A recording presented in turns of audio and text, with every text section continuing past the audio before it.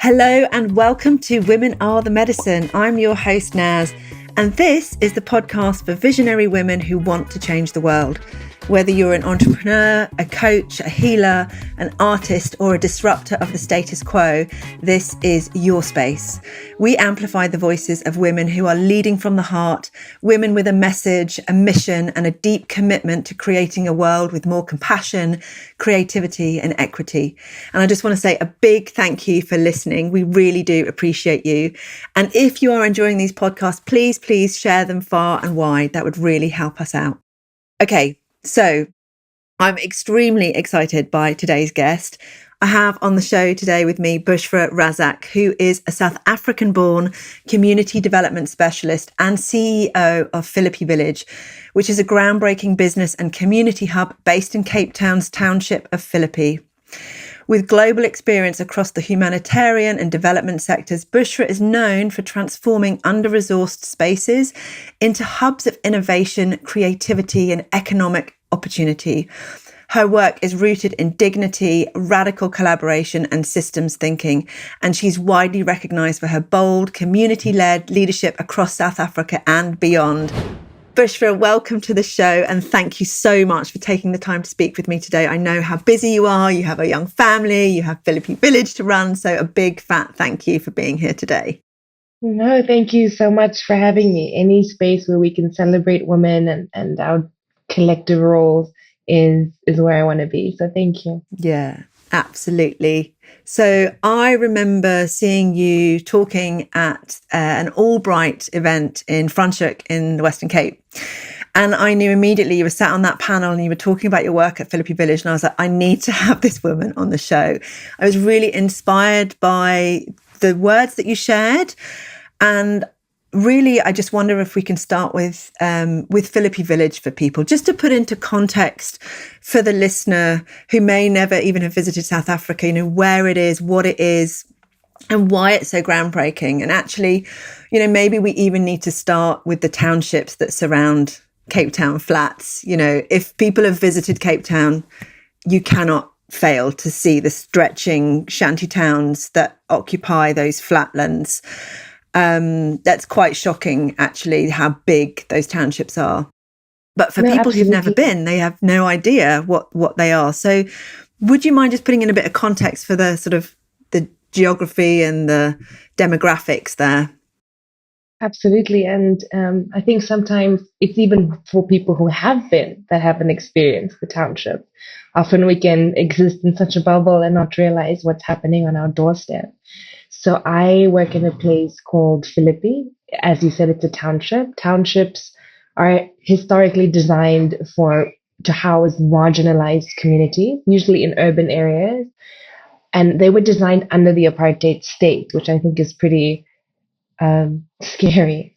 And they were designed for colored, Black, and Indian communities to almost keep them away from the city center and to keep them away from economic opportunities.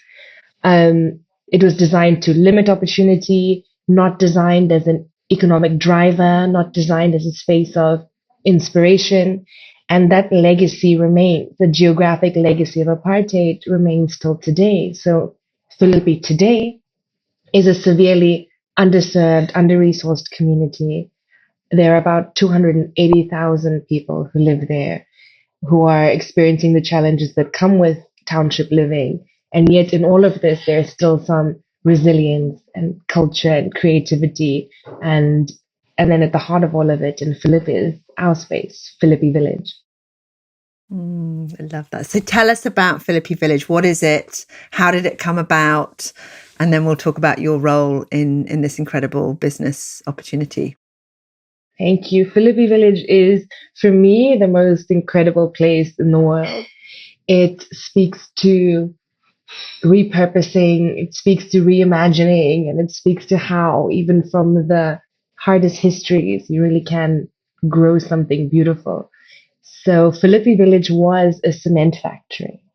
It was abandoned. I think it was built in 1938. It was for a cement factory called National Portland Cement. And after it was abandoned, it kind of was derelict, left alone. And our investor saw it in about 2015.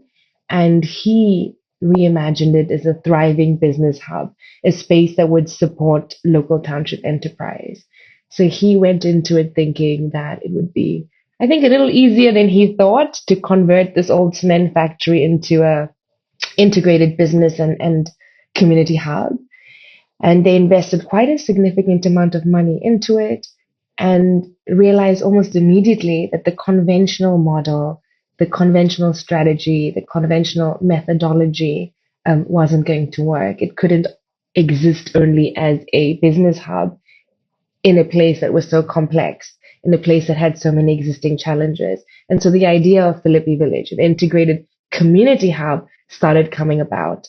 It is We imagine it to be a safe and thriving space that connects community members with each other, with opportunities, and with education and employment. And the journey to get there has been quite a challenging one, but it really has become this vibrant, beautiful space in the middle of a lot of complexity. So tell us about what's there, because, and for those of you that are listening, this literally is in the middle of a township. It's an old cement factory that has been repurposed. And what's there now? Tell us about some of that vibrancy. Like, what are some of the businesses that operate there? What are some of the activities that draw the community in, that are supporting them? And what's kind of unfolding under your eyes as you watch this space evolving over time? Often when people ask me that, it's almost impossible to speak about what's happening there now without speaking about how we got there, because we didn't just land on the activities that you see today. It really was such an intentional exercise to center people most affected and design and reimagine collectively. So when I began, it was about 2019. The space was primarily a landlord. So the primary business activity was renting out spaces to small businesses. I didn't actually start as the CEO. I was invited in or asked in to mediate conflict between Philippi Village, which is our space, and the immediate neighbors. So the neighbors are an informal settlement called Siangena. And what was happening was the previous CEO and Philippi Village management at the time, they were struggling with the issue of safety and security. They were losing their tenants, losing their small businesses because people felt very unsafe. Philippi is not the most safe or secure community. And what they felt was that they needed to build a wall around Philippi Village. There was no perimeter wall at the time. So you imagine this cement factory that's got a series of small businesses. It's flanked or surrounded by informal settlements. And the existing tenants at the time, they really wanted a wall. Now, I understand that a wall means different things to different people. However, in that moment, the wall was what Philippi Village thought they needed for security. Yet every time Philippi Village put the wall up, community members would pull it down. And this went on for about 8 months. And I was brought in just to mediate this conflict. So I went to the leaders in the community called Siangena, and I think this is what women do well. I just actively listened, like, why don't you want this wall? And the community said it's because they didn't have toilets. So they used the land to relieve themselves. And if we had just put a wall up, there'd be nowhere to go to the toilet. And that was quite shocking. It took me back a little bit, and it made me think, here we have this incredible cement factory, this space we think is inspiring, the space we think is catering for the immediate neighbors. And yet we don't know who our neighbors are. We don't know what they need. We've never really engaged. We've never really listened deeply or connected with the knowledge that might already exist right next door to us. And so in engaging with the community, we tried to reimagine what a wall could look like. Do we want the wall? Don't we? What does community safety look like? What do we do around the toilet situation? And it was quite mind-blowing, Naz, because I had an idea of safety and security.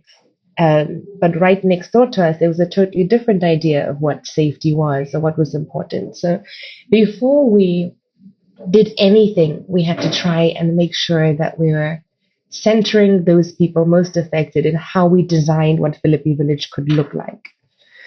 We did multiple community engagement exercises. I think we went door to door to about 1,700 homes, asking everything from combined household income to education levels.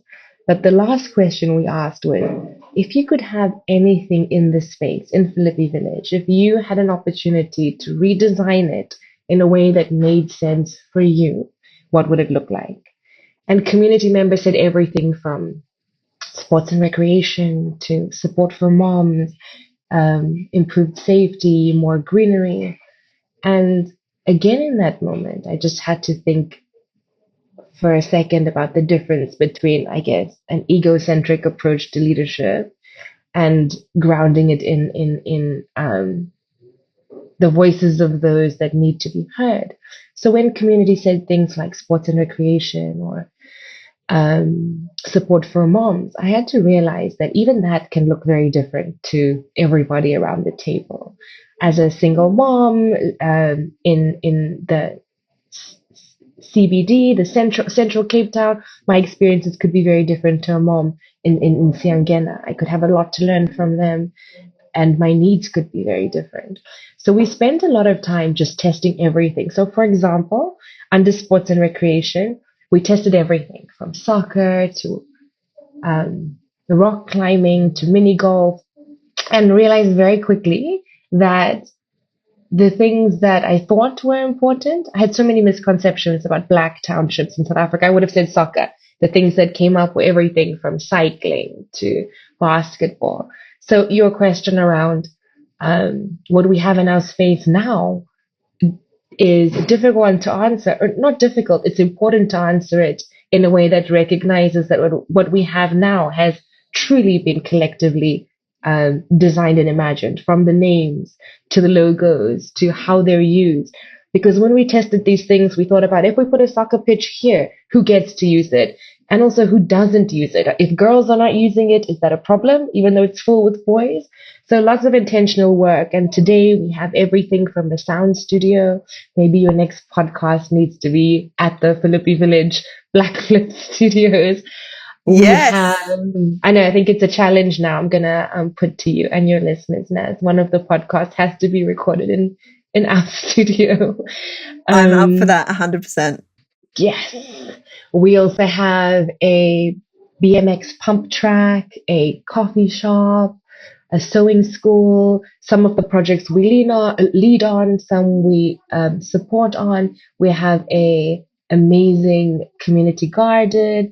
On 12 hectares, we've created a kind of integrated model that has a little bit of everything. And if there's anything you're truly interested in, there's probably a story behind that one too. I love it. What you're describing here to me is something that I know in my bones, that when you are looking to, like, we're trying to reimagine a whole new world here. You know, we're not necessarily going to talk about current events, but just a little snapshot of what's happening in the world today. I know that a lot of people are feeling disillusioned. I know a lot of women feel like, you know, what can I do as an individual? And yet what you are describing here is not having to have all the answers, is not having to have it all figured out, but to just have a vision and to go out into those communities and to, like you say, collectively create this vision and experiment and see what works and really see what people want and not make decisions for other people. And it's so empowering and inspiring. And it's just such a beautiful model for not having to have all of the answers when it comes to conjuring up a new system and a new model for the world. Absolutely. I think there's a few things there that really resonate with me. First is you don't have to have the answers. You don't have to conform. We don't have to compete. And the mistakes and the proximity to challenges is often what allows us to reimagine what solutions can look like.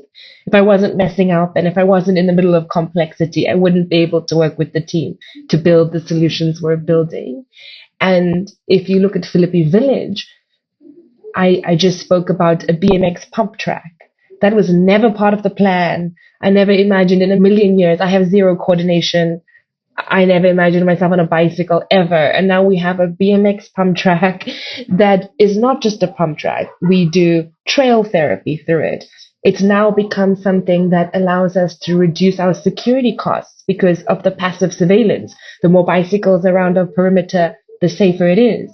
It's brought young people in, and it might just look like a BMX pump track now, but it allows us to now imagine what that could be if we think about mobility, transport, movement in a township. But it didn't come with a plan. It came with a desire to create a better world, recognizing that we center the voices of those that were marginalized.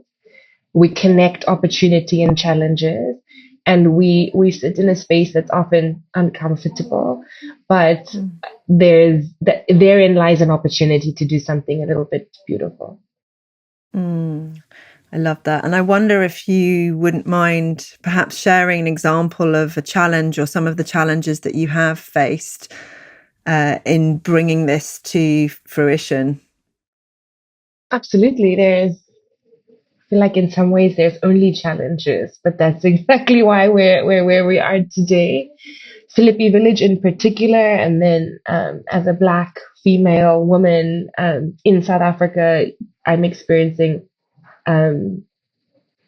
challenges and hardships almost daily, but it is these challenges that shape not just me, but the programs that we run, the policies that we create, and the future that we see, because it removes the disconnect between what's happening on the ground and what can be. So I think the challenges are always something that excite me. It allows me to step into a different leadership position, whether it's as a mom or as CEO at Philippi Village. And it reminds me that it's not the challenges or how the world defines the strategy that's going to get us out of there. It's just like being stuck in the middle of it. At Philippi Village, I would say one of the challenges in Philippi is safety, security. And one of the incidences that are occurring quite frequently and that I've been a survivor of, and my children as well, has been smash and grabs. It's a random example, but I think it's one that connects the personal and the work and the community pretty well. So I think I've been in about 9 or 10 smash and grabs. This is when someone just throws a brick into your window, maybe while you're driving by, maybe they're trying to take a mobile phone, or worse, your car, and that's a hijacking situation. Once my son and I were driving to work in the middle of the day, and I think someone shot at our vehicle through my window maybe 6 or 7 times to try and steal the car. In so many ways that could reshape what my future looks like, what I want for myself, or what I want for the space. But I find that those have been the most defining moments, both in terms of me knowing the world I want to create for the children that I have, but also as an organization, as Philippi Village. How do we create safer spaces? How do we maintain safe, inclusive spaces given the environment we're working within? So that challenge made us as a team go, okay, what time are these hijackings happening? Oh, they're happening between 12 and 2. We're seeing a frequency of this.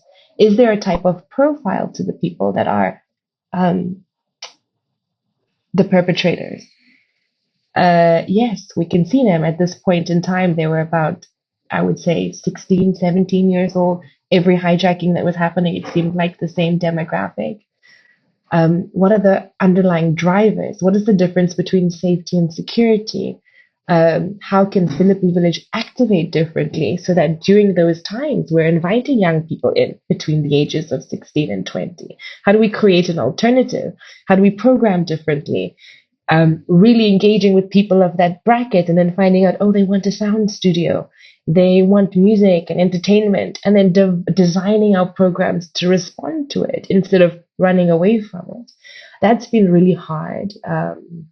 That's one of multiple challenges, but one that's closest to home because it helped me to rethink things for myself as a mom, but also how I design at work, and how, even if we don't want to admit it, we're so interconnected.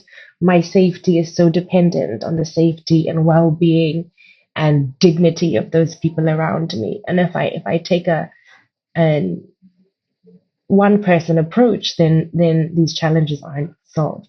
I don't know if that makes sense. It does. It does. I can't imagine anybody listening who's had the experience of being shot at on the way to work and then goes back to, that is just comes with the territory. And not only that, but, having your young son with you as well. How do you keep, what is it in you that keeps you going back and keeps you on this path and has this vision just pulling you towards what can be? What is it within you that allows you to do that? Because a lot of people could not face this, Bushra. I can't remember or imagine anything different. I've always been deeply committed to social justice. It's been how I've been raised and the work that I've done. I left home when I was 12, and I worked with the youth-led development project. We worked all over the world trying to reimagine what the world could look like if young people could be a part of decision making, and if young people could change things at their school level or their home level. It's always been how I see the world, or the lens through which I look at things. And I can't imagine doing anything different. I think, especially now as a mom, recognizing that this is how I create a better space or a different space for my daughter, for my son. And I might do it differently just because I'm getting shot at on the way to work.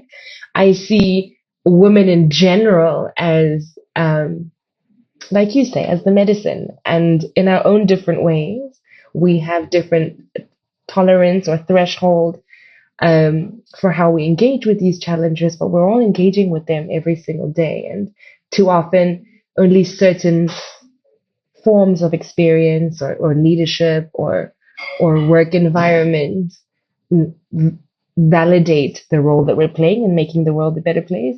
But I think we're all doing it in our own unique ways. Yeah. Is there a sort of special role for women in Philippi Village? Is there a special kind of medicine that the women in that community bring? What are some of the ways that they contribute, and how has them being part of this hub, how have you seen it changing their lives or changing the way they see the world? I will start with how the women in the space have changed my life, because I'm supported and impacted every single day by the most incredible team of women. From my close team to the people who keep our space clean, safe, and beautiful, to the moms, to the community members. They hold together family, community, systems in such a real and raw and deep way. And if it wasn't for the women around me, I don't think Philippi Village would exist. And I don't think we'd be making the impact that we did today. I think that in the spaces that I operate in Philippi in particular, the gentleness that the women have brought to the conversations and to our solutions cannot go unrecognized. And there are too many women to name. But if I think around my space, my team are female. Our head of finance is female. And she only succeeds because she thinks through even economic systems differently. How to regenerate wealth differently. Our head of HR is a woman, because we can't think through how we create HR systems, in a way that without centering, again, our staff and the context and the community. Our head of HR, her name is Babawa. We've called her the people's champion. She brings such a unique touch to the team, to what they need, to how we design our HR systems. Our head of safety, our security team is a woman because she reimagines what safety can look like. It's not conventional apartheid style security or private security in security uniforms. She asks them, what do you want to wear? What does safety mean to you? The women in our coffee shop, we have 6 baristas. People told us we would never be able to have a coffee shop because there's no coffee culture in the township. And it's the woman that challenged it, that said, we can't imagine the world like it looks like today. We've got to reimagine what it could look like in the future. So we have a whole coffee shop that serves as more than just a coffee shop. Those women become connectors to the community. So many conversations happen over a cup of coffee. And what you see emerging is that when we create a space where women's voices are honored and respected, we unlock a collective healing, a collective solution, and Philippi Village just thrives the more we amplify the voices of the women in our space. Again, another example of that. What happens when you bring people together, especially groups like women, and you create a space? You don't have to have the answers. That creativity, that those solutions, those imaginings are born from that energy of bringing people together. And I'm just saying it again because I know so many of the people who we work with and who listen to the show, you know, they are business owners and they want to have impact. They want to change the world, Bushra. But they see themselves as this one single solo person. What is it that I can do? And I just wonder if you had a perspective to offer women who do want to change the world, who think that it's kind of an impossible task, that they need to, you know, they need to have a vision like a man and deliver it like in a patriarchal kind of top-down way. What would you advise or offer women who have that desire to help change the world somehow? I think I would say that we often speak about how systems are broken or systems hold us back. And I think that's so true. But what that reminds me of is those systems were built intentionally. And as a result, we feel like we're not a part of it. We can't contribute to it. And I think if women had to harness that incredible desire, energy, want for a better world, and integrate it into the day-to-day decisions, center the work that they do and how they do it as the priority, to say, how do I do what I do as a mom, as a woman, as someone in a boardroom, as an activist, as a teacher? How do I recognize that my day-to-day decisions are the spaces where I can create better, where I can do better, where I can chip away at old systems, old structures. And you can do it in everything you do and how you're engaging with the people around you, in the choices that you make by where you purchase, in the words that you use. My team always correct me. They make me think about the language that I use. And I realize that every single day, justice is not fought for at the margins, just in NGOs, organizations. It can be centered in our work every single day, our engagements, our relationships. But we have to honor that and amplify it and put on a pedestal and recognize that we are shaping, we are changing, we are creating spaces that allow ourselves and our kids to dream and build. Just by being here, we have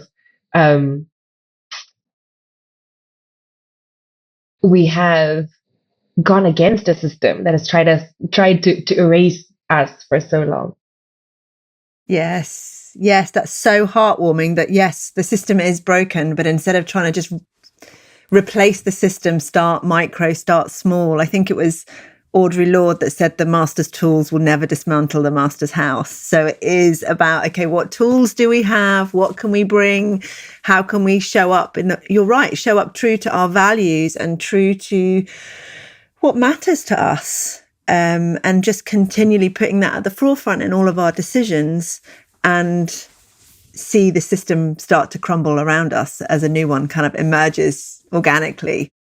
Absolutely. And I've seen it happen. I've seen staff members, women that I work with, that see themselves differently in our space, because at Philippi Village, we've tried to create spaces where women feel seen and where it's a space of possibility. But I've seen how an interaction between a woman who feels hurt shifts how she engages with her family, how she engages with money, how she engages with opportunity, and how the small steps have quite huge ripple effects, definitely. It must be so, so rewarding. And I'm back in the UK now, but I'll be in South Africa later in the year. I will definitely be coming to Philippi Village. It's top on my list. And I'm just wondering, Bushra, how, because I know we skipped straight to Philippi Village to give the listeners context, but how did you come into this world of systems change and like sort of redeveloping communities and bringing these opportunities? What was your journey? I grew up in South Africa in a place called Ladysmith in KwaZulu-Natal. I haven't been back since, but as I remember it, it was small. We called it a one-horse town, and we had no water or electricity, and my parents had an orphanage. There were 70 boys in the orphanage. And I think my embracing the feminine happened much later on in my life, because I was surrounded by 70 boys from birth until I was about 14 or 15. And that still has an effect on me today. I'm still trying to undo a lot in my head. I was I felt that women's rights and the rights of the girl child were incredibly important, and I knew that I wanted to do something about it. So when I was 12, I wrote an essay around human rights. I submitted it. I think it was a school project, if I remember correctly, and a series of incredible things happened as a result of it. First, I was invited to interview my human rights heroes at the time, which included Archbishop Desmond Tutu, the Human Rights Panel. And as a little girl, being able to speak to people like this was, I think, truly defining. And it made me realize, because they didn't treat me like a little girl. They treated me like an active citizen who wanted to make South Africa a better place. They were Desmond Tutu, the Archbishop in particular. He was like, okay, so what is your job? What are you going to do next? How are you going to change things? And he ended up speaking to me instead of me interviewing him.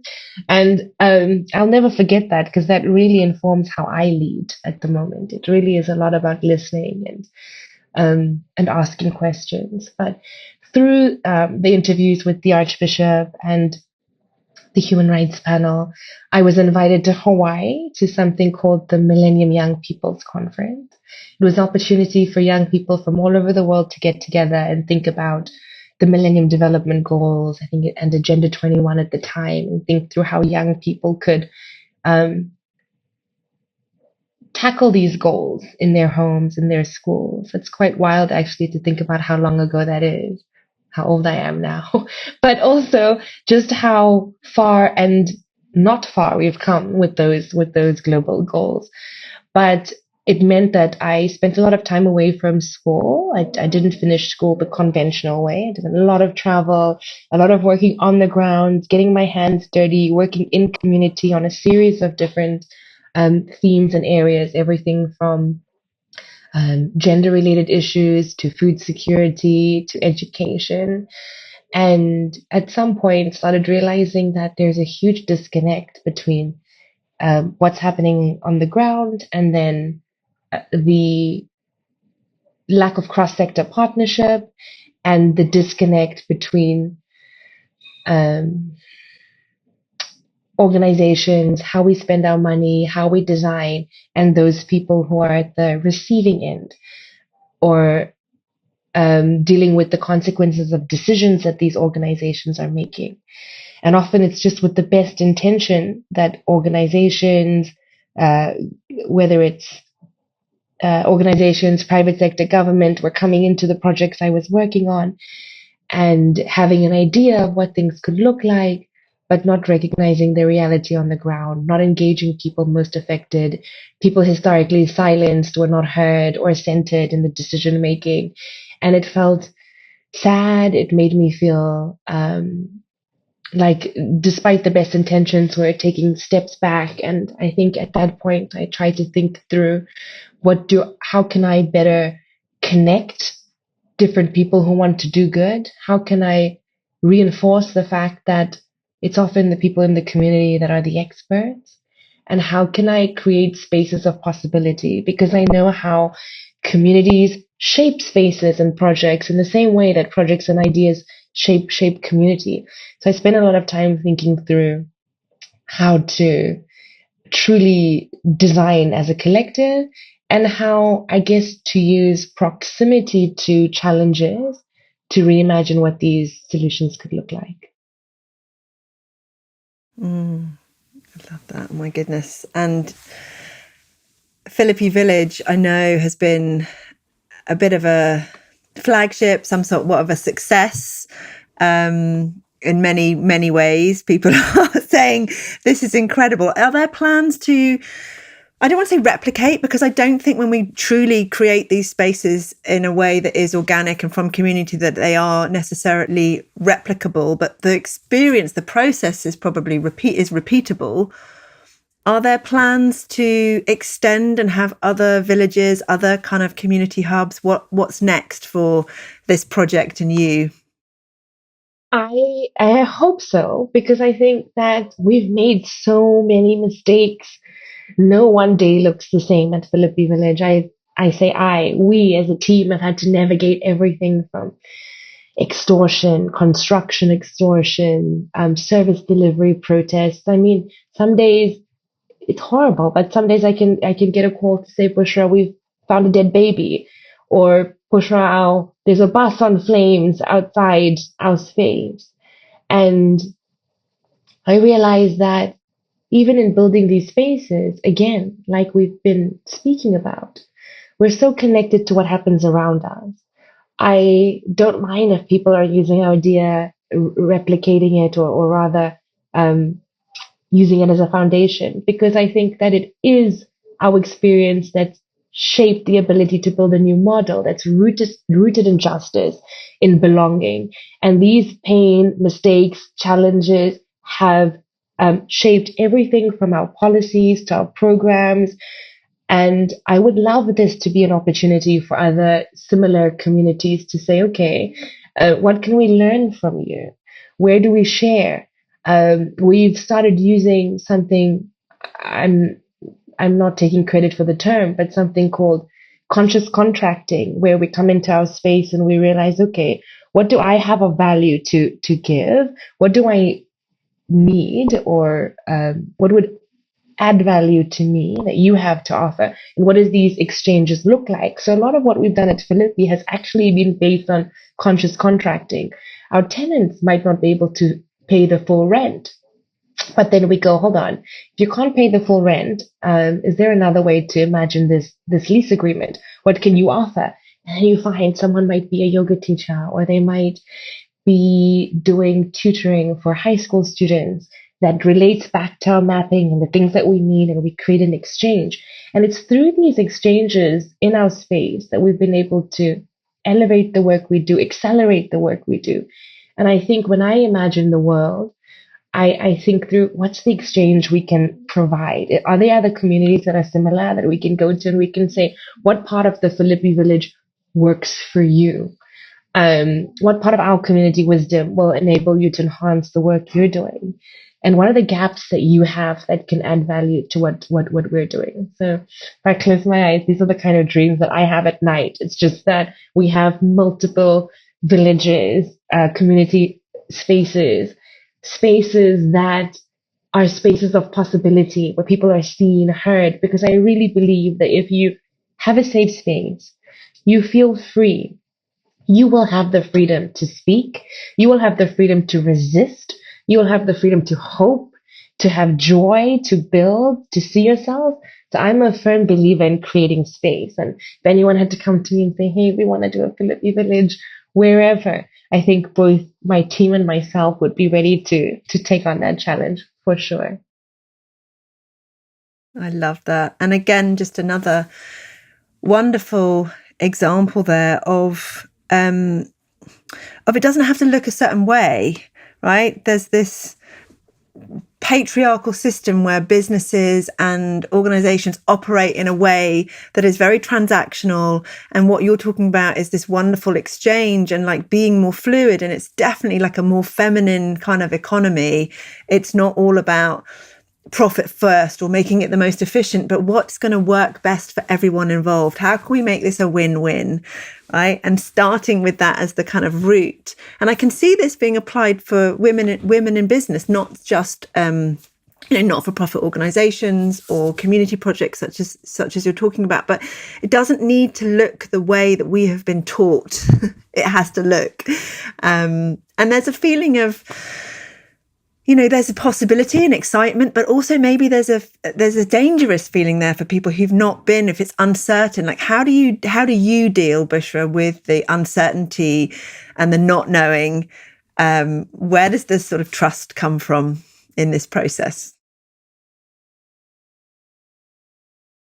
That's probably the hardest part of it, because my boss always says to me, she's pretty incredible herself. She says that all our projects, our relationships, our success is built at the speed of the trust that we create between each other. But that's such a hard thing to earn, to keep, to manage. And you have so many different stakeholders, whether it's an NGO space or in corporate, so many different people who want different things, who have a different maybe set of values. And for me, I apply this in both the corporate and the community spaces that I engage with. It's the stakeholder mapping. I really think it's critical to build trust, to know who your stakeholders are, what they have of value to share, but also what do they need? What do they want? What makes them happy? I think the more we understand who our stakeholders are in whatever context we're operating, the better we can build those relationships, those channels of trust. And I encourage my team to do this exercise where we often just close our eyes. I think we try and do it monthly. And we imagine that we landed at Philippi Village as someone other than ourselves. So if I landed at Philippi Village as a community member walking in, or as a service provider, or as a small business owner, what would the Philippi Village experience be? And I honestly think that's what helps us build trust, and what helps me when people don't trust me is the more I know about how they imagine the world, the closer I can meet them there. And I think in Philippi Village, that's what's helped us to make people realize we are allies, we're on their side, we're unwavering in our value system, but our value system includes that deep listening and understanding how everyone sees a wall or a cup of coffee or safety could be different. Yes. And again, why women are so good at that, because we're so good at relationships. We're so good at seeing the broader picture and how those are interconnected, and just such a wonderful, almost natural skill set, I think, that women can bring. Not every woman, obviously, but I think it's definitely a skill set of ours. We're the glue that holds communities together. And because of that, we're so good at these relational, these relationships. Let's just talk briefly about some of the projects that you've been involved with. I know there was something recently launched at Boschendale with the Be the Earth Foundation. Correct. Do you want to talk to us a little bit about that and what that project looks like, and if people in South Africa may perhaps, or even in the UK, may want to get involved with some of that work? Absolutely. I am very lucky that I work for a family that recognizes that with their privilege and power comes an opportunity to redistribute opportunities, wealth, and create a more better way to live and to engage. And I see it in all of their spaces. And in South Africa in particular, we have a few different spaces that I think South Africans and those visiting would love to visit. Not only are they incredibly beautiful and inspiring, but they're also built with so much intentionality and attention and detail. So at Boschendal, which is, I would say, one of the most beautiful wine farms in our country, at Boschendal, we have two spaces that I think are really exciting to visit. The first is Be the Earth. It's an organization of which I'm a trustee. It's a small family foundation, and they explore ethical ways to regenerate wealth, redistribute wealth, regenerate ecosystems, and they really center the feminine principles. They've just opened something called the Beehive on Boschendal. It's an amazing co-work space, a place for healing, music, connections, art, and I was at the opening. It was really special, really beautiful. It was an incredible amount of people that turned out and just held circle, held space with each other. And I can see that being a really useful space for people who want to have that experience in South Africa. Also on Boschendal is something called the Bertha Retreat. It's part of the Bertha Foundation spaces. We have spaces in Boschendal and in Mowbray, and there I think is where I am learning every single day on how to really create with a justice lens. So Bertha spaces are a global network of spaces, but the ones that I mentioned are the ones in South Africa, and it's where activists converge. Activists come together, they convene, and they re-energize and get ready for the work that they do. There are incredible concerts, workshops, screenings, film screenings at all of those spaces. I can't take credit for the work there. I would call them sister spaces, but it would be so beautiful if visitors go and just immerse themselves in get out of the bubble and just see the different elements that exist in South Africa. You can often have a trip and completely ignore it. And I think that's not healthy for anyone because we are a collective, whether we want to admit it or not. And then, of course, Philippi Village. And that's our baby. And I would love to have people visit our spaces, participate in our activities. I think the more we enter in each other's spaces, the more we can see things from different perspectives, and the more we recognize that connection we all have. Mm.